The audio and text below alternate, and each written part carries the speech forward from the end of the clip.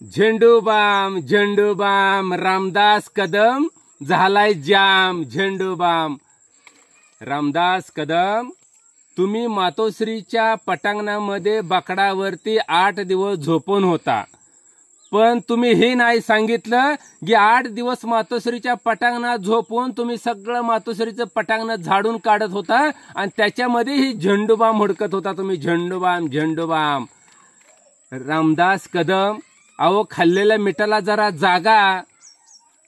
अहो तुम्ही त्या भाजपाचे सालगडी आहात, पगारीवरचा गडी म्हणून तुमचा वापर होतोय।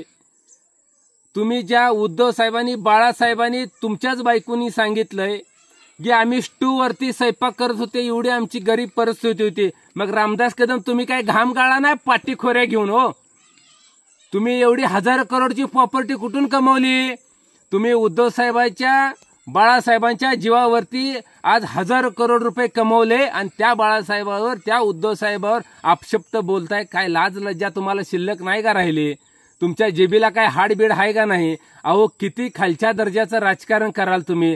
अहो रामदास कदम, तिकडे त्या शहाजहानी पत्नीसाठी चक्क ताजमहल उभा केला आणि तुम्ही काय केलं हो? अहो तुमच्या पत्नीसाठी चक्क बाया नाचवण्यासाठी डान्स बार काढले।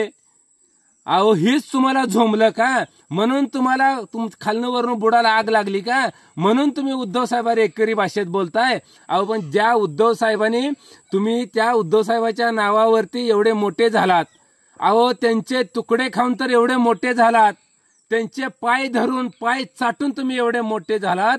रामदास कदम, हे विसरून जाऊ नका।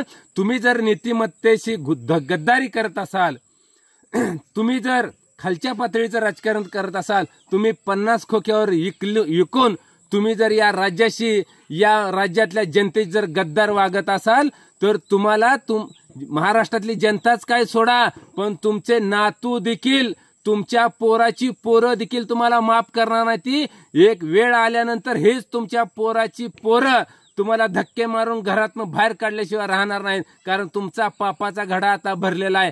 रामदास कदम, अरे तुम्ही 3दा झेंडूबाम लावून रडायचं सॉंग करताय। अहो तुम्ही तर खूप मोठे सोंगाडे आहेत। खरं तर तुम्ही आता तमाशातल्या नाचाचं काम केलं पाहिजे। तमाशातला नाचा कसा असतोय ती भूमिका तुम्ही चांगली बजावताय, आणि म्हणून तुम्ही डान्स बार खोलण्याऐवजी तमाशाचा फड खोला आणि त्यात नाचाची भूमिका तुम्ही बजावा, कारण तुम्ही राजकारणाला कलंकात।